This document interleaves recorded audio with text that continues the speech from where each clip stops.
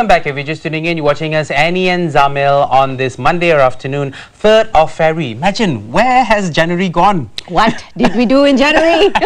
Well, I know what I did. We had too much fun, I We had too much fun. We ate a lot. Not me, no. I have been saving because there's a program Jimat Dapo going around. Oh, okay. Okay, I shall ask you in end of February. Yes. What do well, we you do? need to know there is a program that's going on, a That's campaign to actually reduce the prices. Not really reduce them, more like controlling the prices control of the prices goods, right? in Produce farmers markets. That's right. Yep. So 517 farmers markets. Now, apparently, according to reports in the papers recently, this has been lauded really well by the people. A lot of people are welcoming the farmers markets, pasatanis everywhere, because it really helps in terms of the control prices. How many? There are about 32 different prices to be controlled, yeah? 32, well, I think 21 is the official number, Right. but 32 for some of them who actually, the additional produce, the products that they're going to have the price control. So we actually have a list of prices. That's right. Of these goods, which are also selling in Pasar Awam Alostar in Kedah. There you go. So this is the list on the screen. Yep. So this will be the price for tomorrow. Yes. There you go. Starting so if you sort of compare your regular shopping spree, and if you notice, what are the things that you buy regularly, your lady's fingers. I'm always curious how they call it lady's finger, long beans. Yep. So you sort of get an idea of the prices, the difference. So the column on the far right is what you actually save compared to if you were to buy from a normal supermarket. That's right. Where the price is listed in the middle of the column. The column in the middle, I mean. Yeah. So on the left hand side is the price that's been controlled. On the left hand side for all the pasatani, that's all the farmers markets, right? All the farmers markets. Now this, when you look at it, it's 50 cents, 70 cents, 50 cents, 70 cents. It doesn't amount to much. You might think that it doesn't amount to much, but technically it does, or if you look at it like a monthly expense, it really amounts to quite a lot of money, and you really do save a lot of money, even though at the end of the day it's only about 50 cents. Yeah, so for more information you can log on to their website www.moa.gov.my. Okay, so that is the website for you to refer to. There you go. And we're moving on to our first topic of the day, talking about employability or employability issues. Employability or unemployability issues, right? Well, you know what, Malaysia, we want to throw the phone lines open to you, not literally, 2282-8578-8579. I keep saying that. Please do give us a call. We want to know, what do you think about the youths today? Why is it that we have a problem in terms of unemployment? Is it just too much, too many of them in the market, that, or are they being very choosy about it? So let's welcome our guest in the studios. We've got with us Puan Siti Norliza Mohd Sahar, who's the head of Graduate Employability Malaysia, TalentCorp Malaysia, Talent Development. Hi, good afternoon. Hi, afternoon. Thank you for joining us. Thank you for having me here. Oh, well, my pleasure.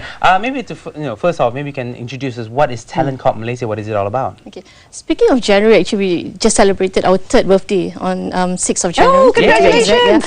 And Talent Corporation is actually an agency under Prime Minister's Department. Okay. Right. And our main function is more to bridge the talent gaps, especially when you're talking about the economic transformation program. Right. So there's a lot of misconception about Talent Corporation that people thought that the only thing that we do is just attract Malaysian abroad to come back and serve, but actually majority of our funding as well as our resources are focused for the local talents, whether it's attracting, retaining, or even for developing local talent, particularly the young ones, the graduates.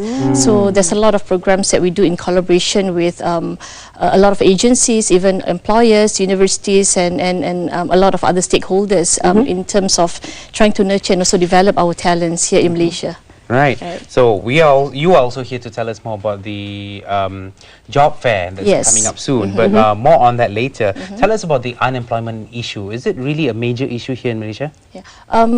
If you're talking about unemployment issue, I think it's more towards what we gather more towards the mindset of the graduates, because we have a lot of really talented graduates, especially when you're talking about the technical part of it. However, if you were to touch on the soft skill bit, whether the self-confidence, communication, so that is something that requires a lot of improvement in that sense. So back to the unemployment rate, I think like for the graduates, it's more creating awareness so that their choices in terms of employment is not so literal. So just because you graduated in degree in accounting, I'm quoting accounting because that's what I graduated in. Me too. Yeah. No, not necessarily. I leave you two together. Yeah. That's why I became a TV host. And that's why I work for TalentCorp. And not necessarily you need to work in accounting firm or even an audit firm. Even engineering companies require accountants. Yeah. So we're trying to expand the horizon of the graduates, try to explore your options. Yeah. Not to be so direct in terms of your approach. Very when you're seeking rigid. for Very rigid. Exactly. Yeah. I think it's also the fact that when you need to nurture them from where they are in terms of studies itself, because for them, and correct me if I'm wrong, when you are actually in your university and college, the first thing they think about is, okay, if I want to do accountancy, I want to get into the big four. That's right. Just the big four, any one of the big four companies, then I'm secure for life. Right. That's right. There is no diversity. They don't think there is a diversity. Yeah, precisely. Even because after I graduated, I didn't get to any of the big four. Right. Me neither. Yay, high five. Mainly because I didn't actually Should apply. I just go off right now? Mainly because I didn't apply to be in Big Four because Me I just neither. wanted to do something different. That's it. And the moment I feel very marginalized right now. and the moment my mom found out that I didn't get to any of the Big Four, so she was like, "Oh, what am I going to do with you There now?" you go. Yeah. See, this is the When problem. actually there's a lot of other potential, and even there's a lot of exciting new industry, new career. If I can quote like shared services, people always thought that shared services is about answering phone calls. Yeah. When actually there's many exciting things going on in shared services industry at this very moment. I suppose it all depends on, again, it goes on to what do you want to explore into, whether you are so rigid in terms of, okay, I did my accountancy, thus I'm doing this. I did arts, thus I'm only doing this. On the other side of the spectrum, the graduates also have high expectations of the expected salary. Yes. Yeah, true. You know, once they graduate, they go like, oh, okay lah, I want to earn 3,000. Just like that. Yeah, just like that. I think the latest survey that was actually conducted by JobStreet, trying to get the perception of employers, why do you think that graduates are unemployed? At the top of the list is actually the for the lack of better words, ridiculous expectations from the graduates, So as much as employers are here to nurture you, to develop you, so obviously you also have to approve yourself before you get to where you are. That's right. Yeah, so you're exactly right about the expectations from the graduates. They have too high expectation because they think I'm a graduate and thus I deserve this. Whereas the employers would say, look, you just walked in, you're a greenhorn in this industry, you need to work the ropes. Now I just have to come to this question, which is very much up a lot of people's alley when we talk about graduates who walk out of there with their EQ skills and their IQ skills. The IQ skills could be there, the EQ skills may not be there. Does it mean that our graduates are lacking in one or the other, or they're perhaps lacking in both? soft skills? I think there's a lot of practice that is required. Like we also have this program called Structured Internship Program, which give you this acceleration towards the career development even prior to you graduating. So what you need to do is, because I always tell whenever I do talks in universities, actually internship is the best way for you to explore the kind of career that you want to do, because it's like no obligation kind of a job potential. So second year you can do internship in this company A, you might not like it, and then third semester you can always go to the company B, and so on and so forth. So if they have this kind of practice, whenever, don't have to be like mandatory internship, only then you do your internship. This is actually a very good learning process, so that you learn how to communicate with people, you learn what kind of working life is all about. So it's not so much about what you read from the textbook, and provide you those kind of exposure. So I guess where TalentCorp is coming from, we are trying to give this awareness from end to end, starting from the first year when you enter university, where we give you a lot of exciting career options available, and then try to do some practical training while before you actually finally graduated, and our aspiration is for you to become what we call the industry ready graduates.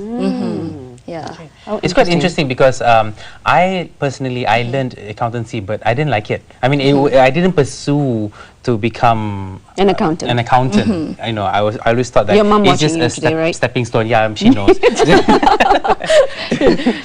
So I think that's also a lot of it's the same for a lot of other people, right? They actually are forced in a way to do a particular to learn something which they don't want to in the end become. But at the same time, what about for those who actually really want to become, let's just say, an accountant, or I really want to become a lawyer, but once they graduate, then they don't have that opportunity. So I think this is where they need to start to expand their horizon just Okay. because you wanted to be, again, sorry, Yeah. accountant. Yeah. It's okay. I'm so sorry. I'm just going to pack up and go. Not necessarily you need to work with accounting firms. Right. Okay. Not necessarily you need to work with audit firms. Right. You know, you can also work with engineering companies. You can work with broadcasting. Yeah. You know, because they need accountants as well. Definitely. Yeah. So I think it's more read a lot Yeah. and try to see what kind of potential out there. And I always say that when you go to career fairs, this is like your training football field. You go to one booth from one booth to another. Yeah. So don't just like there's 50 booths and you start targeting 20 because you Right. thought that is the only place that you can get jobs, you know. Well, your career fair, you've got something called a speed interview. Yeah. That's right. I was about to say Yes. speed dating, but it's pretty much It's a la speed dating. something Yes, like a la speed speed dating. Okay, tell us a little bit about it. Okay, that is more for the graduates to gain their confidence because typically the moment you get to the 5th booth, if you ever get to the 5th booth, you become very confident about speaking, talking about yourself, what kind of passion that you have. Because usually you will start when the 1st or 2nd booth, but by the time you get to the 5th booth, and first impression is everything. That's you know? true. So that's why we named the speed interview. You've got 5 minutes. Right. So 5 minutes to impress, kind of thing. Wow. So Okay. if you can sell yourself within these 5 minutes, and then you move to the next booth because there's going to be like a bell ringing, and you need to move, and the employers can actually take it separately and have a better formal interview, so that you can actually be potentially be hired in that particular company. So we're trying to get the graduates to be more comfortable speaking about not necessarily about technical part of the work, just about yourself. Just to to sell yourself. Yes. Warm-up session lah. Yes, warm-up session. So yeah. this will be, you're going to conduct this during your SFCF, which is the Sector Focused Career Fair, Yes. which is actually happening on the 8th and 9th Yeah. of February, Okay. at TM Convention Centre. Yeah, which is very near to the Kerinci LRT station. That's right. Because I know Gen Y, the first thing, the first thing that they will ask, Public how do I transport. go there? You Yeah, know, is those it kind of things. accessible? That's right. Yeah. Okay. Well, thank you so much, Puan Siti. Thanks for joining us this Thank you so afternoon. much for having And we wish you all the best for the speed interview. Yes. Not dating. Where can we get more information about this? You can actually Facebook? Yeah, our Facebook, Sector Focus Career Fair. We can also search for hashtag SFCF Big Bang. Okay. Okay. That's what we call it. Again, trying to attract the Gen Y. SFCF Okay. Big Bang. Yeah. Okay. All Well, right. log on to facebook.com/helloon2 and we will post the link for you to go to there so that, it's easy for you to find the Sector Focus Career Fair. That's right. SFCF, yeah? Yep. And you can actually go into your speed interview and figure out how you're going to sell yourself. All right. Now we are going to move on from here to another song by Love J. Hale. She's going to come back with us with a lovely number. So let's take it away. Over to you.